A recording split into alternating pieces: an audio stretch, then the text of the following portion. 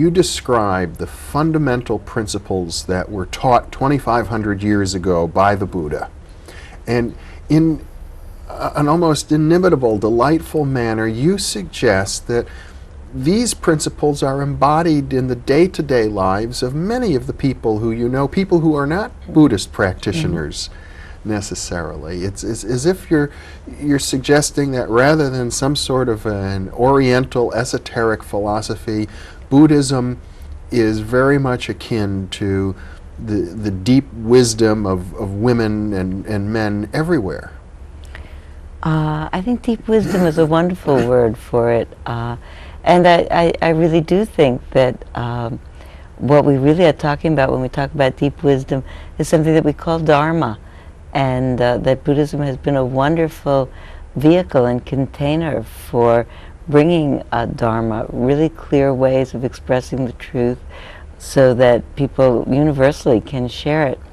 And that one of the reasons that it becomes so accessible to Americans and so interesting to Westerners in general is that that central core of Buddhism, which is the Dharma that the Buddha taught, is so eminently useful and so, in a sense, easier to see in our own lives and in our own experience. You know, one of the things that was immediately interesting to me when I was first introduced to Buddhist meditation practice 20 years ago was the fact that my teacher said, you don't need to believe anything that we tell you just because we tell it to you.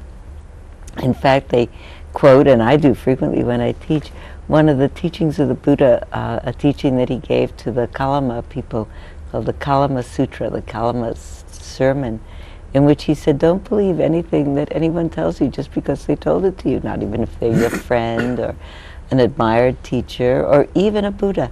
Just try it for yourself and see if this is true, and if it's true for you and if it's helpful for you, then do it.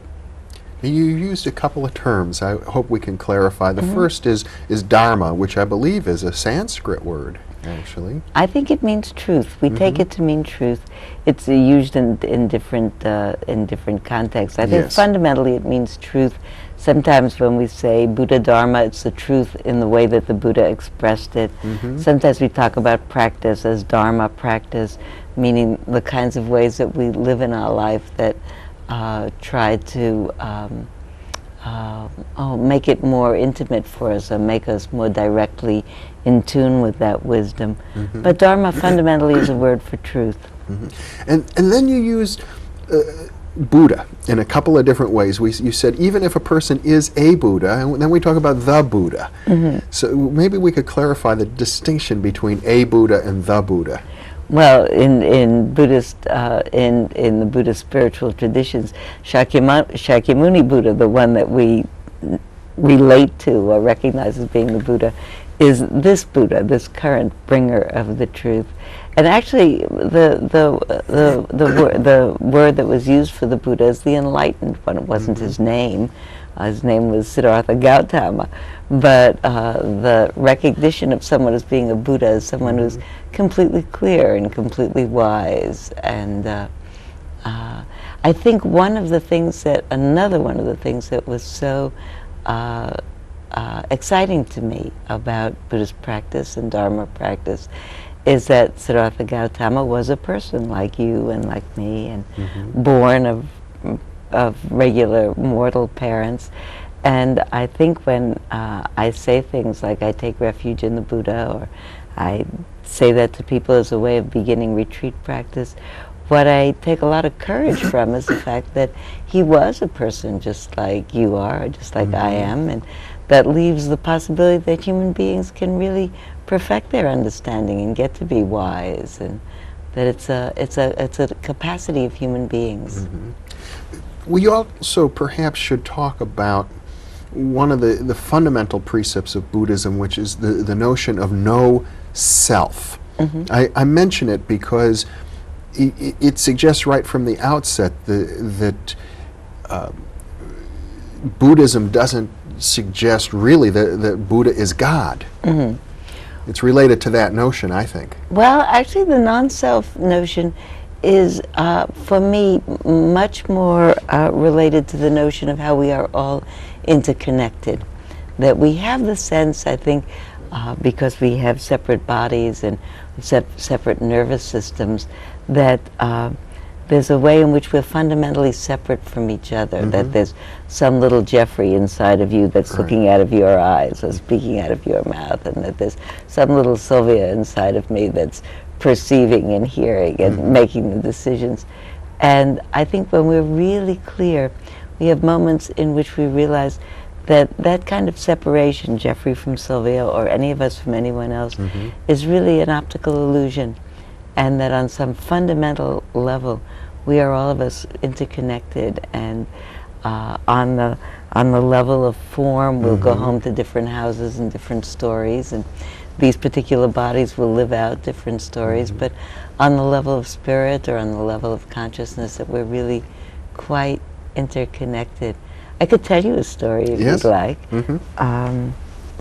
Just a week or so ago, I was flying back from the East Coast, and coming over the Rocky Mountains, we hit what I now know is called a mountain wave. I hadn't known that before. One of those really rough places. All of a sudden, the plane loses quite a lot of altitude and really bumps, and there's apparently no way of knowing it in advance. And about 2 minutes later, after this bouncing wave and rumbling wings was finished, the pilot got on and said, "Ladies and gentlemen, I'm really sorry, that was a mountain wave," so I now know. But during the time that it happened, I looked around, and it was certainly one of those wake-up calls, mindfulness bell. Everybody paid attention in that moment. And there were two things that were really very significant to me. One is that, although it was quite an alarming situation, no one lost it. You know, everybody just sat. And I think that the piece that I understand from that is when we are present, we're completely fearless. You know, it's either going to be A or B. Either the plane will fall down or it won't. But fear is always future-based. And when we are completely in the moment, we're fearless. And the moment is fine. So that was piece number one that I learned. Piece number two is somehow how we realize in those kinds of moments of clarity that literally we're all in the same boat, in that case literally all in the same airplane, and really all in a life, and ultimately going to exit that life one way or another. And I looked at the woman next to me, with whom I had not exchanged even a single word. I normally talk to people on planes, but hadn't said anything to each other. And we looked at each other, and I reached out and put my arm out, and she took my hand. And we just held hands through that wave, and then it finished. And we let go and smiled at each other and finished the trip back. But it was such a sense that in those moments, discriminations about, I know these folks, I don't know these folks, these are my kin, these are not my kin, that sense of separation, of I am a separate person, just drops away, and it's just all of us doing a life together. That's what I think about when I think about anatta. Anatta, which is selfless, no self.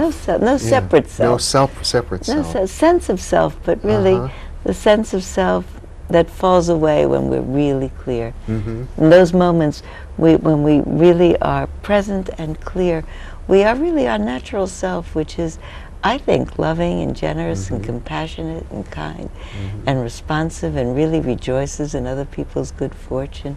I think that's the great, wonderful message of spiritual practice, and certainly Buddhist practice and Buddhist understanding, that when we're not confused, we're really quite wonderful.